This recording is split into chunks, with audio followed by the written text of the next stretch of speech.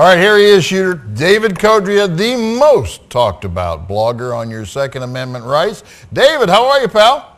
James, I'm doing wonderful. Just got back from a nice long walk. I don't know if I ever told you this, but I live just up the road from the tannery house where John Brown, the abolitionist, used to live. Hudson, Ohio is an old Underground Railroad stop. And I guess the people who don't like me very much would tell you that there's still some anti-government extremists living here.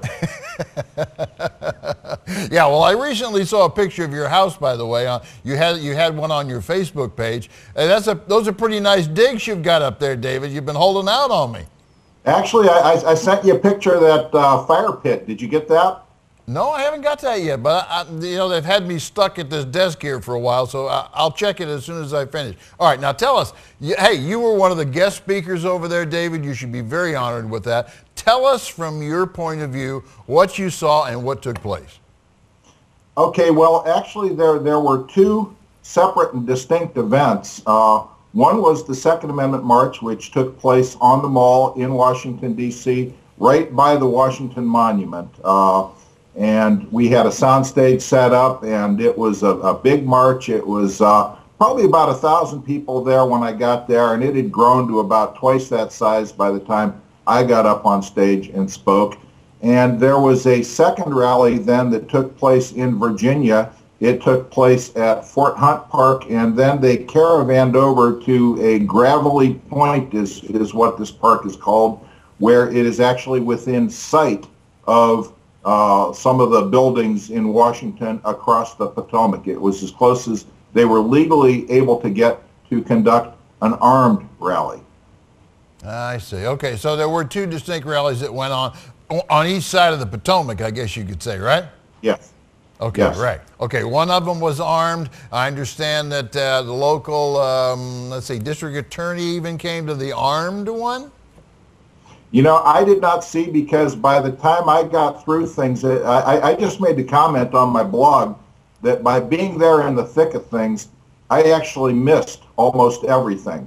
Particularly, I'm real anxious to see when Skip Coryell and company have videos that are available, because when I was not speaking myself, I was busy mingling in the crowd and talking with people who would come up and introduce themselves to me, people who read the stuff that I write, and people who wanted to say hi. It was really nice, and it was a thrill for me to be able to meet not just readers, but also some of the people who I only know about through the internet. So I actually got a chance to shake hands and say hi to folks like Sheriff Richard Mack and folks like Larry Pratt of Gun Owners of America, people like that. Just some Representative Susanna Hupp of Texas. I think she was a state senator.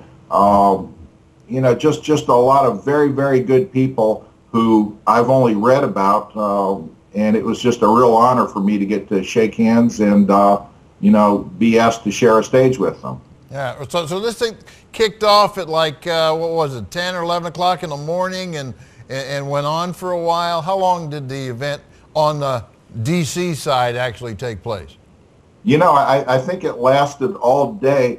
I don't know, because I left at about 1 o'clock. My ride to the next event came and picked me up and took me over there, and it was quite a different experience, because you're on the Mall and it's all set up. They had a sound stage, they had a band, they had radio personality. The NRA had a big tent there, and it was basically like a big festival. And then the Gravelly Point rally was a much, much smaller rally, probably about 100, maybe 150 attendees there, including a very strong police presence, as you can imagine. And then when I got there, I found out that Larry Pratt was just finishing up. He also addressed both rallies, and did it from the back of a pickup truck with a microphone right there mounted on the tailgate, and had to climb up kind of wobbly, and that was kind of interesting. I felt like an old Southern politician or something like that,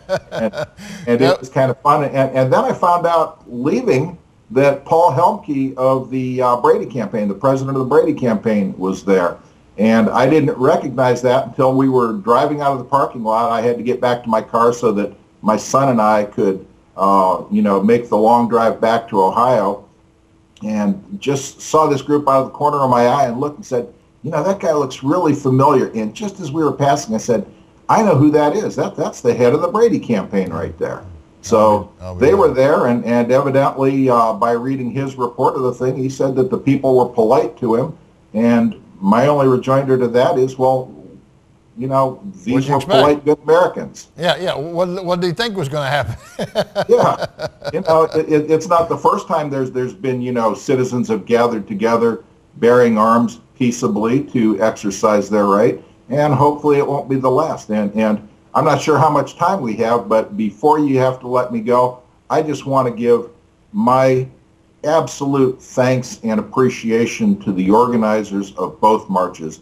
Skip Coriel and his team did just a fantastic job of putting things together and making us feel welcome, as did Daniel Almond at the Restore the Constitution rally.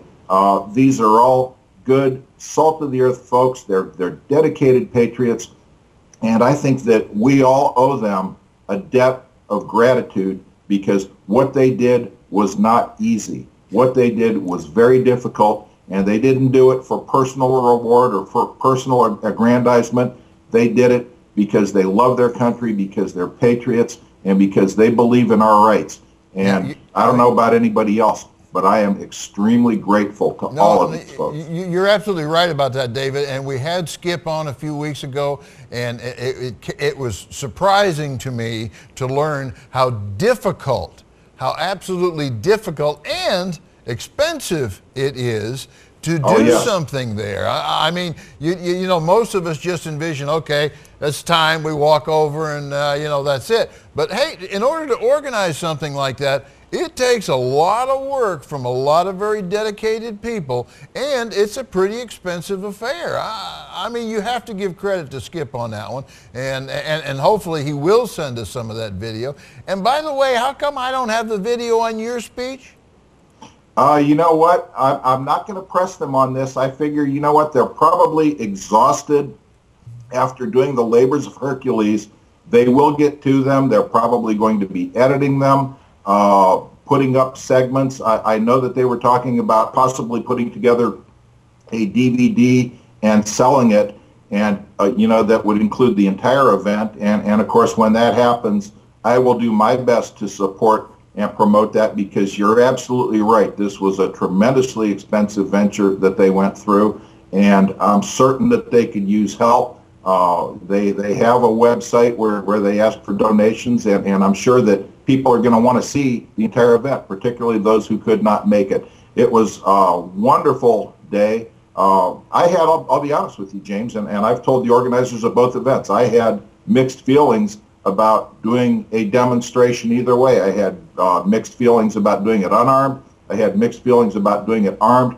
Ultimately, I decided that I was going to participate for the very simple reason that my friends asked me to, and I will not let my friends stand alone when they tell me that they need my help.